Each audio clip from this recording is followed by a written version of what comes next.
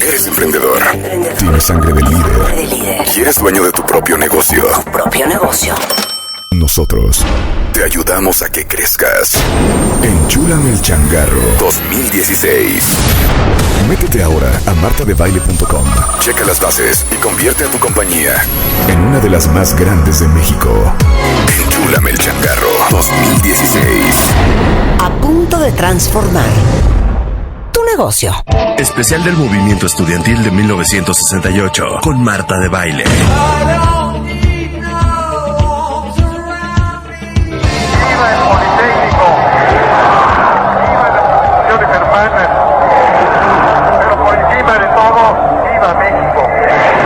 Misma causa, que es una educación mejor para el Paraguay, la cual creemos nosotros que es la única forma de que este país salga adelante.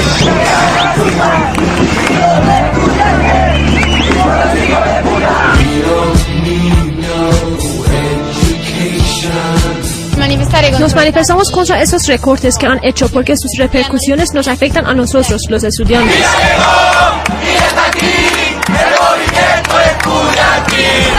Bueno, estos son audios de 1968, porque saben que ayer, que fue 2 de octubre, se cumplen 48 años de, pues digamos que la matanza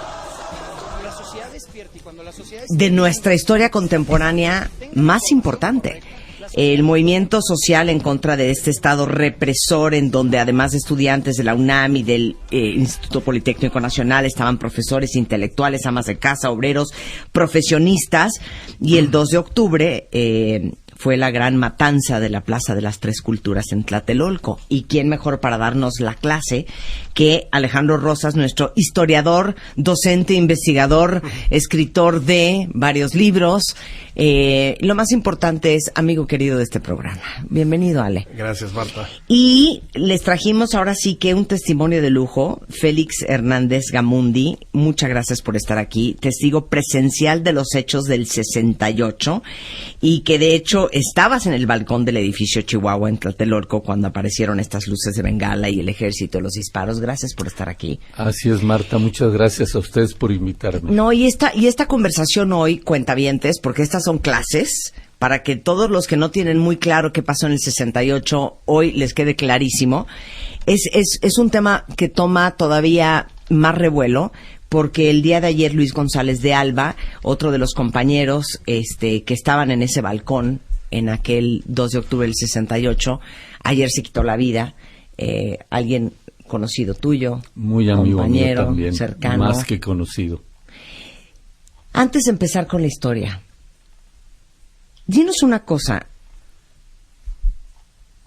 ¿Te cambió la vida esto? Totalmente, sin ninguna duda. Los grandes amigos de mi vida están relacionados con esa parte de la historia de México, y están relacionados con nuestra estancia en la cárcel, voy a llamarla así, porque en la cárcel convives todo el tiempo, convives más allá de hombro con hombro, en todo, en las intimidades, en la tristeza, en la alegría, en el coraje, en el enojo. ¿Cuánto tiempo estuviste en la cárcel, Félix? Estuve del 2 de octubre, la noche del 2 de octubre que fui detenido, hacia finales de el mes de abril de 71, es decir, octubre de 68, abril de 71. 2 años. ¿Y en Lecumberri? En Lecumberri, poco más de 2 años y medio. ¿Detenido bajo las causas de? Bajo causas muy absurdas. Nosotros estuvimos detenidos, un grupo de nosotros, los que el ejército, a los que buscaba realmente con este operativo tan sanguinario de la Plaza de las Tres Culturas. Estuvimos unos días en el campo militar, en la prisión militar del campo número 1, aquí en Sotelo, y después en Lecumberri. El proceso judicial en contra nuestra es muy complejo y a la vez muy absurdo, Alejandro lo sabrá. Hubo como 3 bloques de acusaciones. Fuimos acusados de delitos que se conocen del fuero común, que eran robo, este tipo de cosas, este tipo de banalidades, digamos. Y luego de delitos federales que la mayoría eran de orden político, rebelión, motín, asonada, sedición, traición a la patria, etcétera, etcétera, hasta sumar, en el caso de aquellos que éramos miembros del Consejo Nacional de Huelga, hasta sumar 23 delitos del fuero común más los del fuero federal. O sea, tú eras vocero del comité del 68 y participante activo del comité de huelga del Poli. Tú eres el Poli. Hay una confusión. Yo soy vocero del comité 68, que es una organización presente. En 68 era el Consejo Nacional de Huelga. El comité no existía. Okay. Yo era representante del Politécnico ante el Consejo Nacional de Huelga. Lo fui de manera permanente, representando a la Escuela Superior de Ingeniería Mecánica y Eléctrica, que en aquel entonces era la escuela más grande del Politécnico. Déjame decirte, el Politécnico en aquel entonces tenía 76,000, 78,000 estudiantes. La ESIME era una escuela con 12,000 estudiantes entre un total de 24 escuelas. ¿Y qué tenías? ¿20 qué? Iba a cumplir 21 años. Ibas a cumplir 21 años. Antes de contar un poco la cronología de la historia, nada más quiero, Félix, que a todos los cuentavientes que te están escuchando, nos hables de ese momento, tú en el edificio Chihuahua, en el balcón.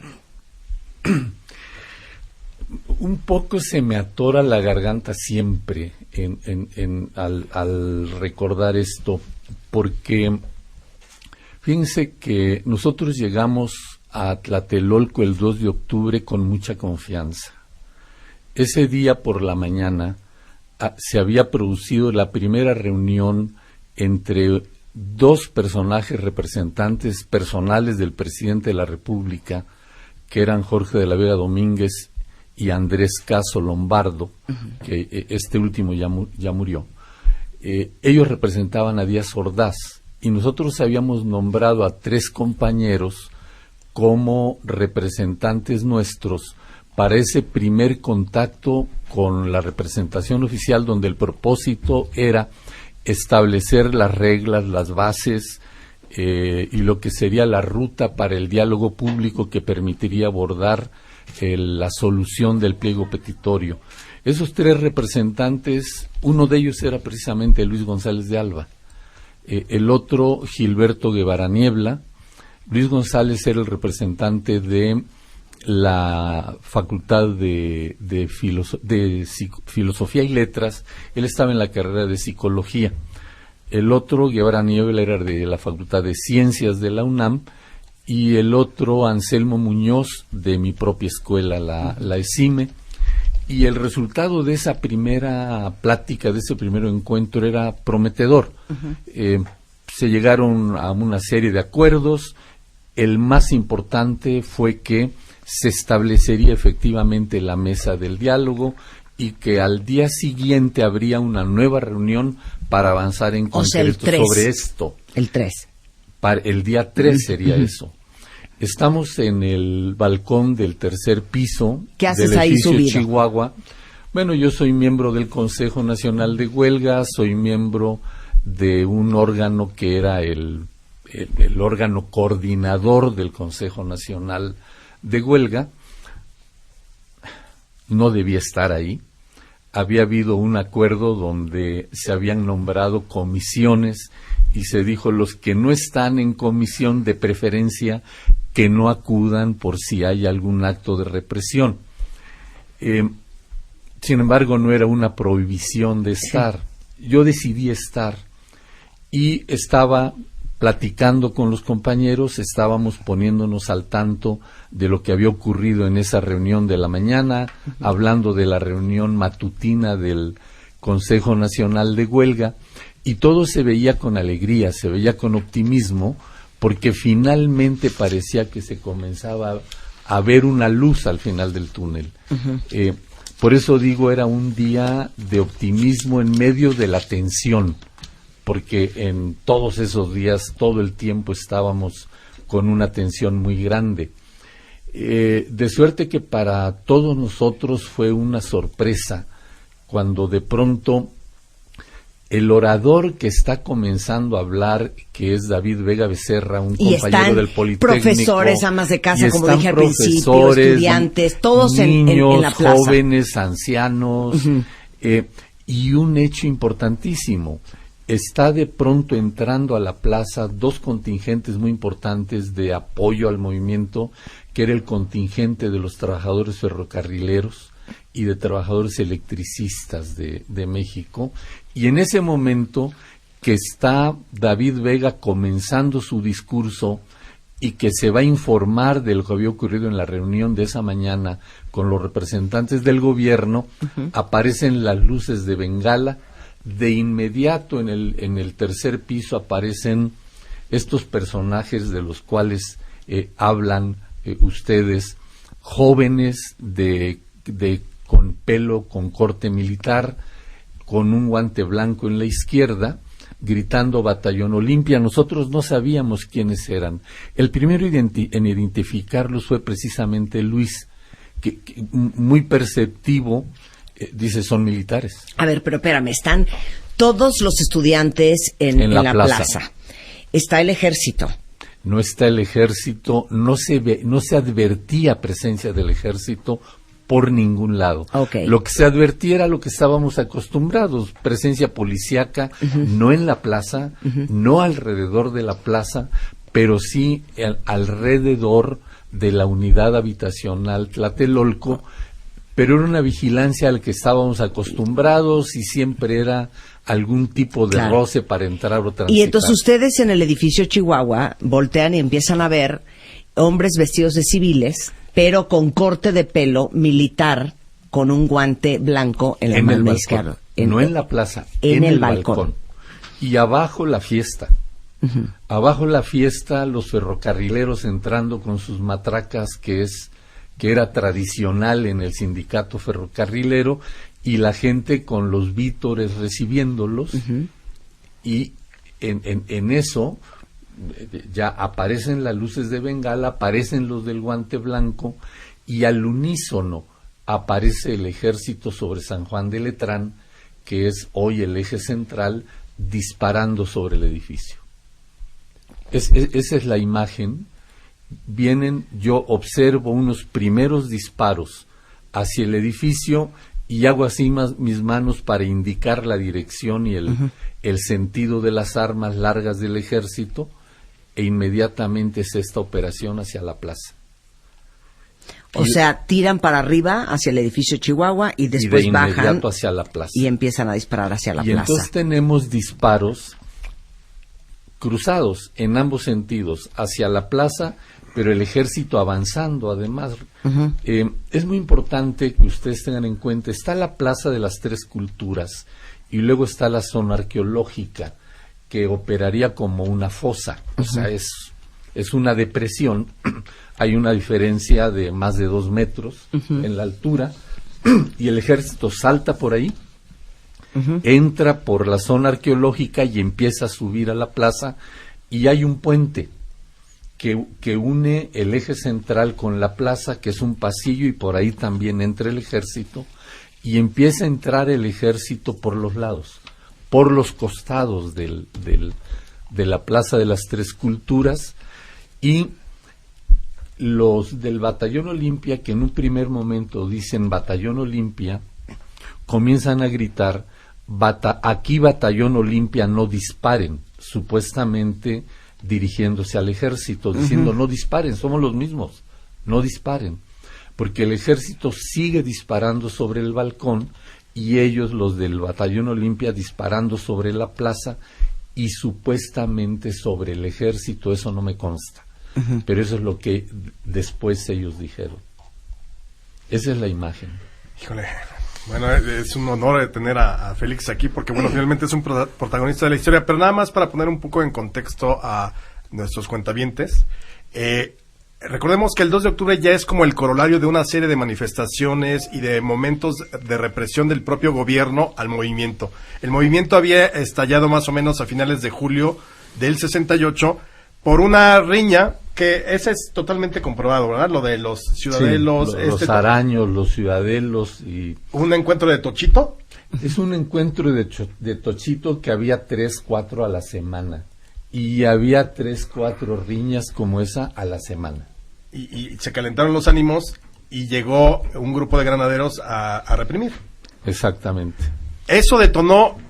Es un momento importante, en 1968 se están dando movimientos muy de libertad juvenil en todo el mundo. Vemos el movimiento, por ejemplo, en Francia también de jóvenes, lo que había sucedido con la Primavera de Praga, en este movimiento allá en Checoslovaquia también, en busca de libertades democráticas y políticas, y repercute aquí en México. En México empieza así: los estudiantes que antes se habían peleado ese día por el tochito, terminan unidos en contra de lo que había sido una represión flagrante con las macanas de parte de los granaderos. Y entonces se unen y empiezan a sumar estudiantes para ir en contra de los granaderos, es decir, pedir una serie de medidas que luego se irán sumando para formar lo que es el pliego petitorio. Entre julio y octubre vamos a ver momentos brutales de represión. Por ejemplo, cuando se atrincheran los estudiantes en la Escuela Nacional Preparatoria número 1, ahí en San Ildefonso. Y también es cierto lo de la bazuca. Llega el ejército y vuelan la puerta del siglo XVIII, tallada, esculpida, labrada al más puro estilo barroco, para sacar a los estudiantes de la Escuela Nacional Preparatoria, que es... Hoy es el colegio, el antiguo colegio de San Ildefonso. Colegio, sí. ¿Tú ahí todavía no estabas involucrado, Félix? Sí. Opera una circunstancia un poco especial cuando el 22 de julio que inicia todo, en mi escuela estamos en un proceso de elecciones para nombrar una nueva sociedad de alumnos y yo soy el candidato a presidente de la sociedad. Ajá. Pero fíjate, Alejandro, y Marta, que tenemos que decir 3 cosas. 3 hechos son importantísimos. El primero, como dije, ese partido de fútbol era uno de 3 o de 4 que había por semana ahí. Lo que quiere decir es que era una de 3 o 4 broncas que había por semana. Típico, normal, era lo típico. Sí, claro. Lo atípico es la llegada de la policía. Eso es lo extraño, es lo que no tiene explicación. Tampoco tiene explicación porque la policía llega después de que había terminado el pleito. Todavía dicen los compañeros que estuvieron en ese momento, ya había terminado el tiro. Claro. Ya había pasado y ya estábamos listos para el siguiente tochito. Ya no pasaba nada. Entonces llega la policía y lo que hizo fue meterse al edificio de la Vocacional 5, que está exactamente en contraesquina de la Plaza de la Ciudadela, y al edificio de la Vocacional 2, que está del otro lado.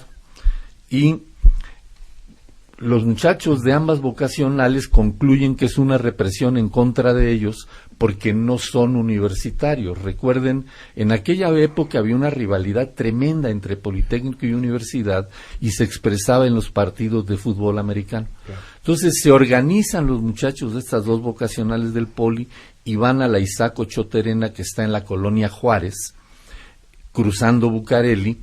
Van a buscarlos, pero se encuentran que los granaderos también están sobre ellos. O sea, también están sobre la Isaac Ochoa Terena. O sea, van sobre las 3 escuelas después de pasada la tormenta, pongámoslo de ese modo. Ese es un primer elemento extraño. El siguiente elemento extraño es que los papás, al entrar a la Vocacional 5, los granaderos arremeten parejo contra todo el mundo y golpean a mujeres, a maestras, a trabajadores, a maestros, a algunas autoridades de la escuela, cosa inusual. Se organizan todos, llegan los papás y van a la regencia de la Ciudad de México, que entonces era Alfonso Corona del Rosal, el regente, a reclamarle. Había detenidos, le reclaman por qué hay detenidos, el regente se sorprende y dice: ¡qué barbaridad! Váyanse a su casa, cuando lleguen ahí van a estar sus hijos. Salen de la oficina y los detienen a un grupo de ellos, o sea, de los que habían ido a reclamar. Entonces, ese es realmente el origen del conflicto. Se organizan después los muchachos y viene otro hecho inusitado, que es un acto de protesta organizado por la Federación Nacional de Estudiantes Técnicos, una organización muy poderosa de estudiantes técnicos en toda la República, pero para nosotros era una organización charra, que tenía siempre recursos del gobierno. Y ellos organizaron, es la FENET. Ah, la FENET. Ya no existe, desapareció entonces, desapareció en 68. Y ellos llaman a una marcha que va de la Ciudadela al casco de Santo Tomás para protestar por la represión. Y lo llaman el 26 de julio, que se conmemora la Revolución Cubana. Y está muy fresca la muerte del Che Guevara. Hay una efervescencia alrededor de esto. Si hoy se sigue organizando el acto de conmemoración de la Revolución, en aquel año y aquellos años, antes de 68, eran unos actos muy grandes. Eran concentraciones muy grandes que se hacían siempre en el hemiciclo a Juárez. Entonces la FENET convoca a una marcha de protesta al casco de Santo Tomás por la represión que estaba haciendo el gobierno de la ciudad. Los muchachos salen de la Ciudadela, van hacia el casco y dicen, ¿y a qué carajos vamos hacia el casco? Si la protesta es contra el regente de la ciudad y contra la policía del Distrito Federal, y esa no está. Ninguno de ellos dos están en el casco, en el casco de Santo Tomás. Entonces comienza el grito que dicen Zócalo, Zócalo, Zócalo. Se desprende más de la mitad de esa marcha que finalmente una parte llega al Zócalo, al casco de Santo Tomás.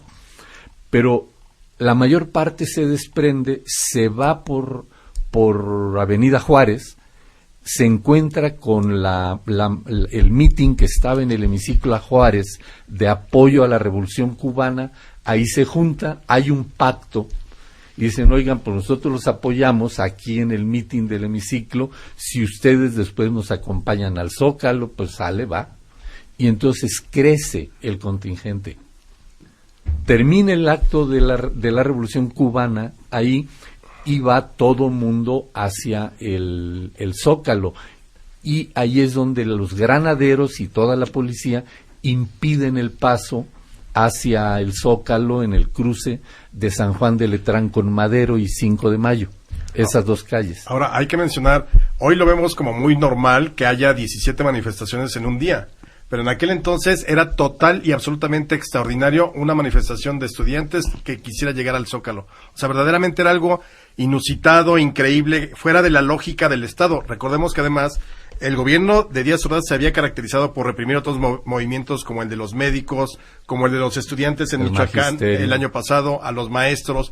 O sea, era el momento más duro del gobierno priista, represora en todo momento. Esto de que hoy vemos que puedes tomar una plaza, cerrar una calle, claro. Sí, no tiene nada que ver con aquel entonces. Aquel entonces sí fue un parteaguas, incluso en el asunto de las manifestaciones. No eran usuales las manifestaciones, y menos usuales que hubiera dos el mismo día, pero lo más grave, Alejandro, Marta, todos, es que las dos tenían permiso de la policía de la ciudad. En aquel entonces no había manera de que hicieras una manifestación sin previa autorización, y la autorización la daba el jefe de la policía. Ahora, tú dirías, Félix y Alejandro igual, que lo que sucedió el 2 de octubre del 68 marcó la forma en que se manejan las manifestaciones hoy en día. ¿En qué sentido? O sea, yo siento que sentimos una gran permisividad, sobre todo en la Ciudad de México. Los que nos están escuchando en el resto de la República Mexicana a lo mejor no lo padecen así, pero en la Ciudad de México sentimos una gran permisividad de parte del gobierno, de que aquí se manifiesta quien sea, cierran la calle que sea, se manifiestan a la hora que quieran, el tiempo que quieran, y cuidadito y vas y te metes, ¿no? Claro. Si acaso ves de repente unos granaderos, unos policías ahí parados, pero cuidando. Yo ordenando creo que sí el tráfico. Claro, yo creo que sí fue un gran escarmiento. Mira, Félix empezó con una frase que a mí me gusta mucho, que a ellos personalmente, como los líderes, los cambió totalmente su vida y su forma de ver el mundo y México. Yo creo que también a México lo cambió el 68. Sí. Ahora, propiamente las manifestaciones, yo creo que que pasamos al otro extremo a partir del 88. Ahí sí ya no pudo Salinas contener todo lo que era esa efervescencia política. Pero el 68 nos cambia en la mentalidad social, yo creo que de una manera definitiva. Claro.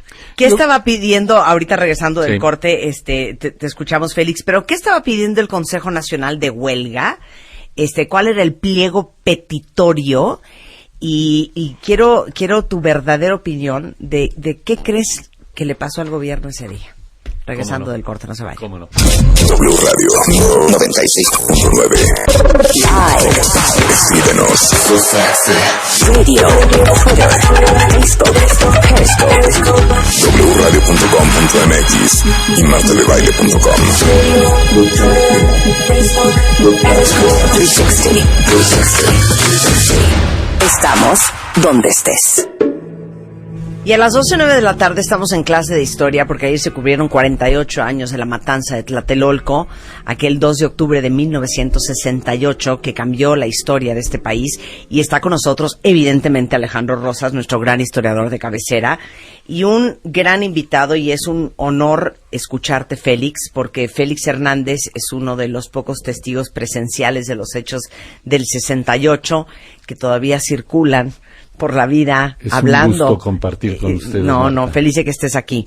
En su momento, él era parte del Consejo Nacional de Huelga del Instituto Politécnico Nacional y actualmente vocero del Comité del 68. Las cifras son tan difíciles porque si había 25,000 estudiantes y no estudiantes y profesores y amas de casa y obreros y ferrocarrileros en esa Plaza de las Tres Culturas en Tlatelolco, si hubieron 325 muertos, si fueron 500, si fueron 1,000, si hubo 1,500 detenidos o hubo 1,300 o 1,200, la verdad es que hay muy poca exactitud y precisión en las cifras, Félix. Es correcto. Fíjate hasta la fecha. Hasta la fecha, porque son cifras muy manipuladas. Ese es el tema. Es manipulada como se manipula la justicia, Marta. Pues sí.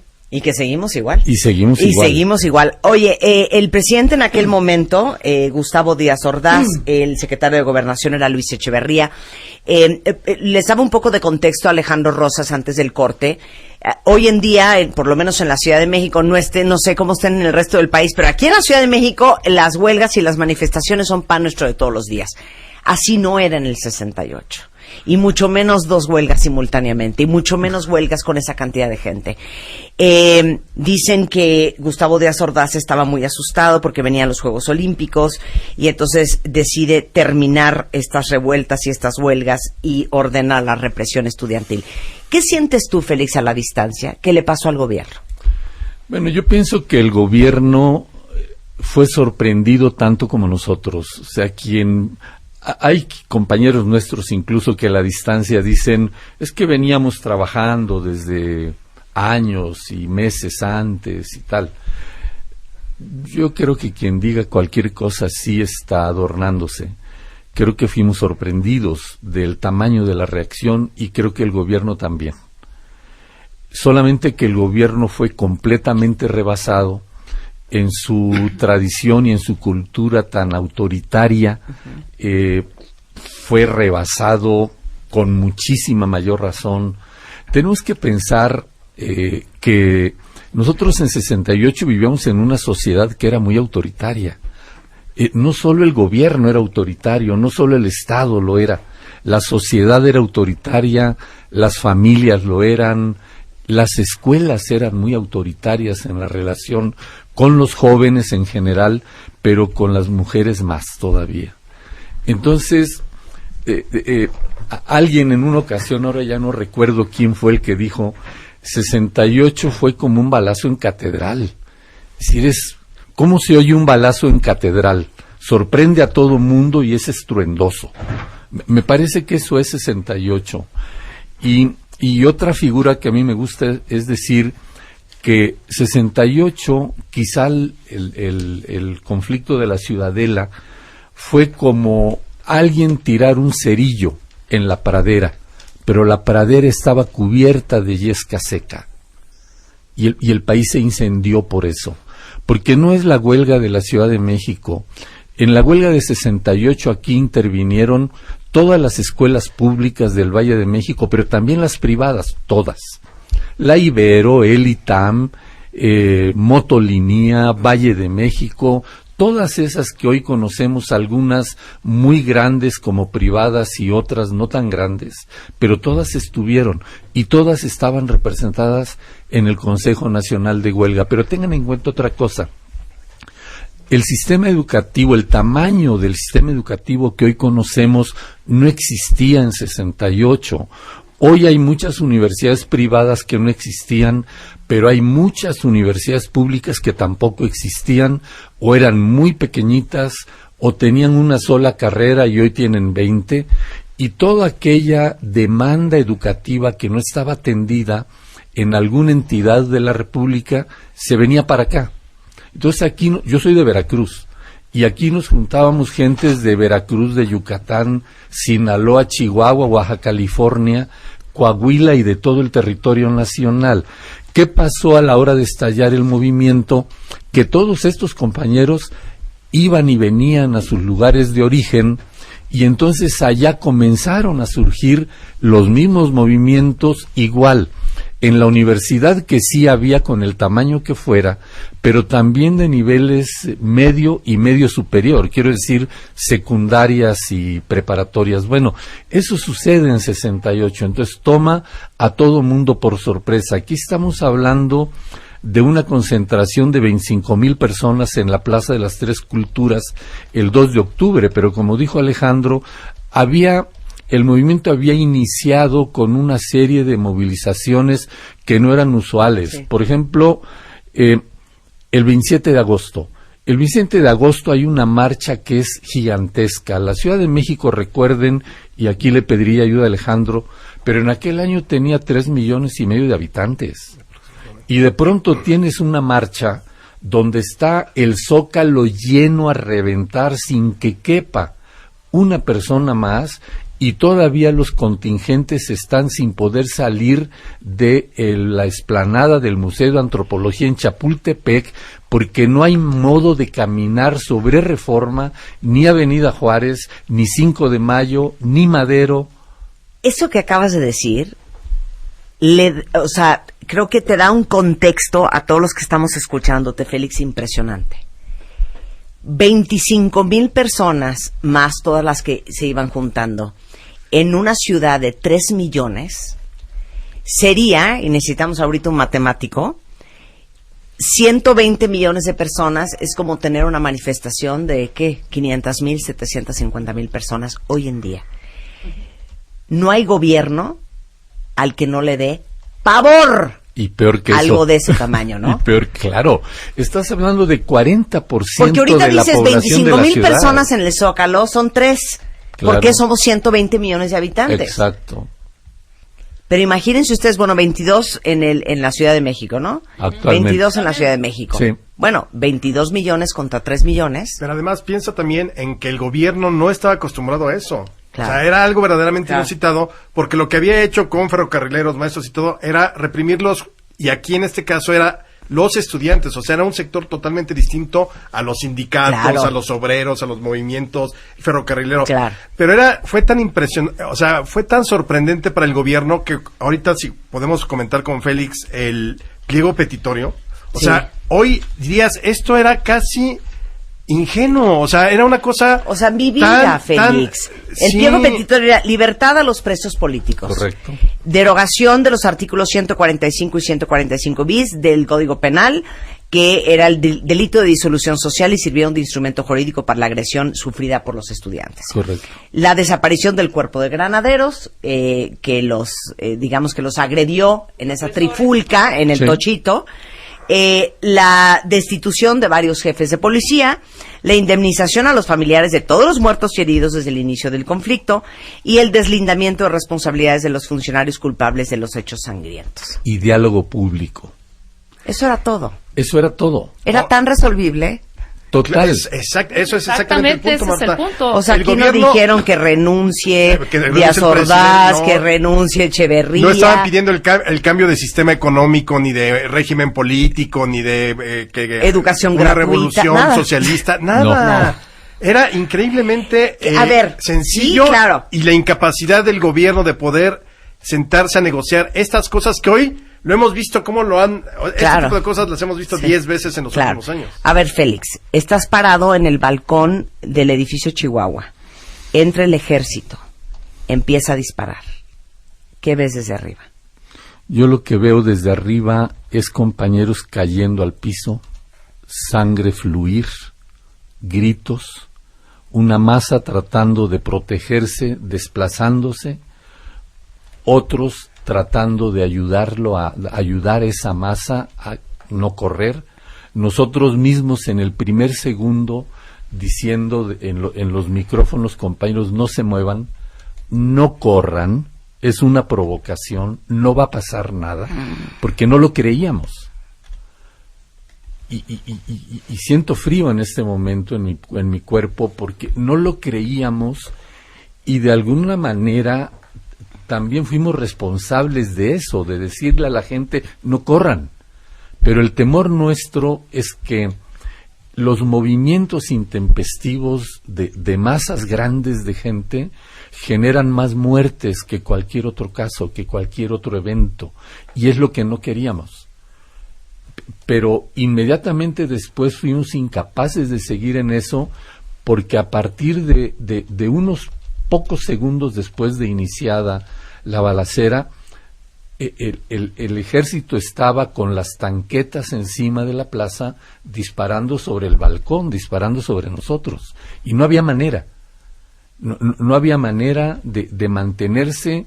El equipo de sonido había sido destruido por la gente del batallón Olimpia, y lo que sientes es primero un coraje y una indignación y luego la impotencia.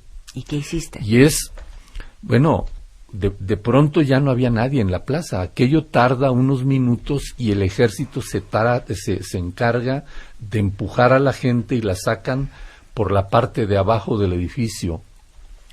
Nuestro primer intento, después de decirle a la gente no corran, fue tratar de bajar a la plaza, ayudar a la gente para salir, y no había manera, porque desde la plaza y por los dos cubos de escalera que tiene el balcón, uno del lado del norte y otro del lado sur, iba subiendo la policía y nos regresó a todos. Y entonces empezamos a protegernos con la gente que nos dio abrigo en los departamentos. Es esto lo que menciono, y después el silencio. Y de repente, unas cuantas ráfagas, y otra vez el ruido de las tanquetas y el ruido del ejército, y entonces ya eran las voces de los soldados. Cuando intentabas asomarte venía otra ráfaga sobre ti.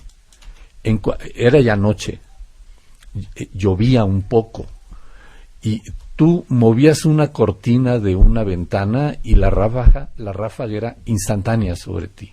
Entonces no había manera de hacer nada más que la impotencia, llorar de coraje. Muchos de nosotros estoy seguro que lo hicimos, y todo el tiempo te invade eso. Después vino un silencio de muchas horas, de mucho tiempo. ¿Y en qué momento los detienen? Como a mí como a la 1 de la mañana, en un departamento donde estábamos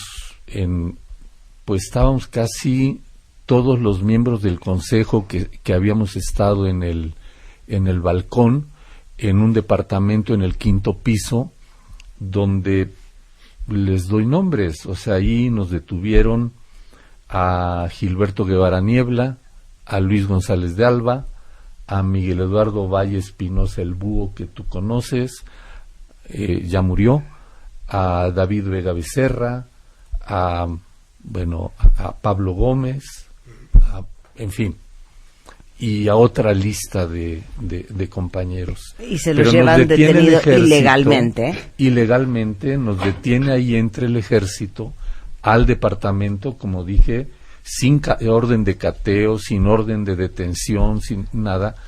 Nos bajan todavía un departamento a otro piso, que yo no exagero si digo que era en tal XY piso, no lo sé cuál era, sí sé que bajé escaleras, y luego de ahí nos pasaron a otro departamento en otro piso, y aquí les digo un asunto que me llama la atención, porque eran 2 departamentos que evidentemente estaban habitados y habían sido vaciados.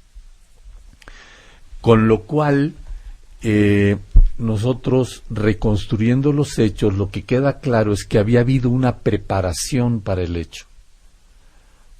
Hubo una preparación. El ejército y las policías detuvieron en un primer momento a 1,500 gentes o más.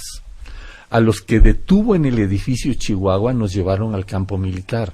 A los demás los repartieron en diferentes delegaciones, estos centros de detención que todavía hay. Esto que hoy es muy famoso, el Torito, se llamaba La Vaquita entonces, no era el Torito, hoy cambió de sexo. Pero ahí y a otros centros de detención, que Marta, los compañeros van llegando y el reporte de los abogados y el reporte de los reclusos que ahí estaban es que a los reclusos que estaban en esos centros los habían hacinado en unas cuantas celdas para dejar espacio para los que iban a llegar. Y eso fue 2-3 días antes. Estaban preparados. Estaban preparados. Había hospitales, el Rubén Leñero y muchos otros de la Cruz Roja y demás, que también habían sido vaciados y los médicos acuartelados. O sea, los médicos no se pueden mover aquí porque tienen que estar para una emergencia. ¿Cuál emergencia era esta emergencia? No lo entendimos, Marta, no nos dimos cuenta de eso. Claro. Y eso tenemos que autocriticarnos. Para mí, es de las cosas que llevo en mi alma, en mi corazón, porque no nos dimos cuenta. Nosotros éramos la dirección del movimiento, éramos muy chamacos y no fuimos capaces. No dimensionaba. No. ¿Qué opinas de este audio? De lo que estoy más orgulloso de esos 6 años es del año de 1968, porque me permitió servir y salvar al país. Les guste o no les guste, con algo más que horas de trabajo burocrático, poniéndolo todo: vida, integridad física, horas, peligros, la vida de mi familia, mi honor, el paso de mi nombre a la historia. Todo se puso en la balanza. Afortunadamente salimos adelante. Y si no ha sido por eso, usted no tendría la oportunidad, muchachito, de estar aquí preguntando. El muchachito es Pepe Rebel, es un colega de ustedes, periodista, que lo cuestiona. Es el acto, una conferencia de prensa donde el gobierno lo presenta a Díaz Ordaz como el nuevo embajador de México ante España. Flaco favor al pueblo español. Pero bueno, ese era Díaz Ordaz. Y habría que escuchar el discurso de Díaz Ordaz en el informe presidencial de ese año de 68, que es una pieza oratoria, yo digo, muy bien diseñada. Es un discurso diseñado para llegarle al fondo del corazón a las familias, pero sobre todo a las mamás. Lo que Díaz Ordaz dice, que la única forma en que se explica la gran participación de jóvenes en las marchas es porque el Consejo Nacional de Huelga ha sido capaz de garantizarles impunidad, de garantizarles libertad para el desorden, y que él se siente avergonzado de no haber podido proteger a las decenas de miles de jovencitas mancilladas, violadas, vejadas en las calles, en las marchas, en las guardias, en las escuelas, y que entonces les pide a los papás, pero en particular a las mamás, que recojan a sus hijos, que no los dejen salir a la calle. En respuesta a eso, nosotros organizamos la Marcha del Silencio. Este discurso, obviamente, es el informe, es el 1 de septiembre. Por eso es que en Ciudad Universitaria organizamos un gran evento que es para hacer la glosa del informe, de Díaz Ordaz, donde invitamos a varios legisladores. Muchos diputados se comprometen a asistir y no asiste nadie. Hay uno solo, que nosotros lo hemos reconocido y lo decimos siempre, a pesar de enormes diferencias con él, Diego Fernández de Ceballos. Era diputado suplente y es el único que tiene el valor de llegar y le damos un trato respetuoso. Oye, Félix, hace un par de semanas hablábamos de cosas que hay que imitar, que suceden en otras partes del mundo. Y con respecto al Holocausto en Alemania, los alemanes se han encargado de que las nuevas generaciones no se les olvide lo que pasó. Porque el que no conoce su historia está destinado a repetirla. ¿Cuál crees que es el gran aprendizaje, nada más para terminar en un minutito, del 68 para todos? Yo creo que el gran aprendizaje es, Marta, que cuando hay que construir un país nuevo, se requiere el esfuerzo de todos. Que todos tenemos derecho de ser parte de esta historia, pero también que todos estamos obligados. 68 lo que principalmente puso sobre la mesa, creo, es una manera ética de hacer política. Esa es la experiencia de 68, esa es la experiencia del Consejo Nacional de Huelga, esa es la interpretación que le tenemos que dar a la demanda del pliego de diálogo público y a la idea de que la dirección política de aquel entonces es una dirección colectiva que podía cambiar todos los días. Cada representante tenía que ser refrendado cada día en una asamblea en su escuela. Eso se llama rendición de cuentas. Podía ser refrendado o ser sustituido. Hoy eso nos hace falta. Por eso tenemos tantas marchas, por eso tenemos tantas manifestaciones. Además de porque este es el centro político del país, porque vivimos una época donde nadie nos sentimos representados por el aparato político, y digo, nadie del aparato político nos representa, ni el gobierno, ni el poder judicial, ni el poder legislativo, pero tampoco los partidos. Hoy son capaces de representarnos. Por eso en las pasadas elecciones, los dos últimos eventos electorales, hemos tenido una abstención que va entre el 70 y el 80%. Bueno, hay mucho de qué hablar de esto, y 68 es eso, es la ética, y es la participación voluntaria, sin acarreos, sin tortas, con total compromiso, cuando sabes que cada vez que pones un pie en la calle corres riesgo y que te puede ir la vida, y aún así estás ahí. 68 es el movimiento estudiantil que no tiene una sola demanda estudiantil, una sola. Todas son demandas para la sociedad, y todas son con el afán de un país democrático. Muchas gracias, Félix. Gracias a ustedes. Un placer y un honor y un orgullo tenerte aquí. Yo me siento muy contento, de verdad. Me he sentido muy en confianza de platicar con ustedes. Les agradezco infinitamente. De verdad, les doy mi corazón. Eres un amor.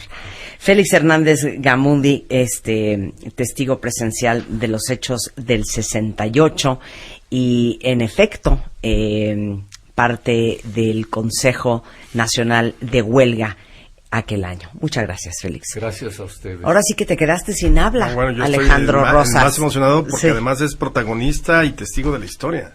Muchas gracias, Ale, por No, acompañarnos. muchas gracias por invitarme, Marta. Alejandro Rosas es @ARR1910. Tiene grandes libros que vale la pena que lean. Y todo el guión en el cual basamos esta conversación está arriba en martadebaile.com si quieren ver lo que fue el 68 de manera cronológica y de manera eficiente. Muchas gracias a los dos. Gracias a ustedes. Son 12:32 de la tarde en W Radio. Regresando a Los Ángeles Azules, están en casa. Este mes, en Revista MOA, en portada, Gael García.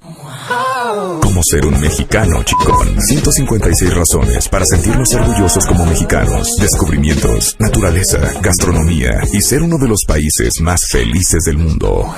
¿Te achicas ante los retos? Deja de rajarte y sé tu propio héroe. MOA Septiembre. 200 páginas llenas de verdades y razones para sentir orgullo mexicano.